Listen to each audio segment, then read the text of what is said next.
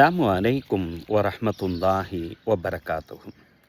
நபித்தோழர் அபூ ஹுரைரா ரலியல்லாஹு அன்ஹு அவர்கள் அறிவிக்கக்கூடிய இந்த ஹதீஸு ஜாமியு திர்மிதி, முஸ்னத் இமாம் அஹ்மது போன்ற ஹதீஸு நூற்களில் பதிவு செய்யப்பட்டிருக்கு.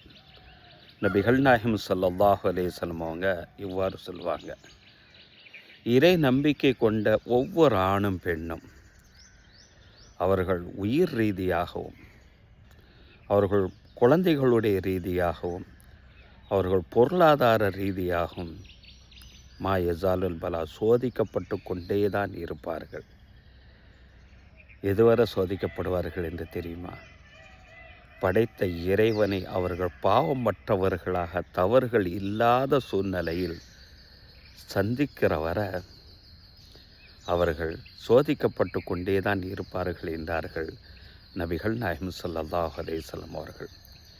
படைத்த இறைவனை தூய்மையான முறையில் சந்திக்கணும். அதுக்கு சோதனை தான் நம்மளுடைய பாவங்களை கழிக்கிறதுக்கு உண்டான அந்த வழிவகைகள். இதனால் தான் நபிகள் நாயகம் ஸல்லல்லாஹு அலைஹி வஸல்லம் அவர்கள் மற்றொரு ஹதீஸில் இவ்வாறு சொல்லுவாங்க. இந்த ஹதீஸு ஸஹீஹ் முஸ்லிமில் பதிவு செய்யப்பட்டிருக்கும். நபித்தோழர் அப்துல்லாஹ் இப்னு அம்ர் இப்னு ஆஸ் ரலியல்லாஹு அன்ஹு அவர்கள் அறிவிப்பாங்க.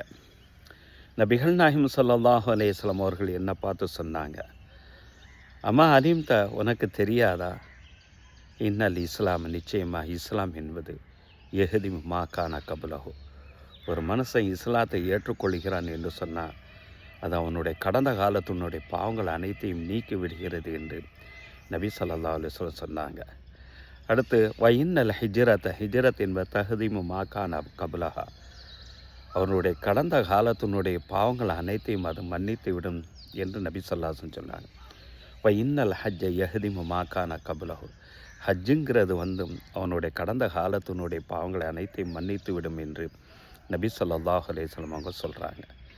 இந்த மூன்றையும் பாருங்களேன்: இஸ்லாம், ஹிஜ்ரத், ஹஜ்ஜி. இந்த மூன்றுலேயுமே மனுஷனுக்கு பெரும் பெரும் சோதனைகள் இருக்குது. ஒரு நபர் இஸ்லாத்தை ஏற்றுக்கொள்வதன் மூலமாக அன்றைய காலமாக இருக்கட்டும், இன்றைய காலமாக இருக்கட்டும், சொந்த பந்தங்களை இழக்கிறார், சொத்துக்களை இழக்கிறார், ஏன் உடல் ரீதியான பலவிதமான பிரச்சனைகளை அவர் சந்திக்கிறார்.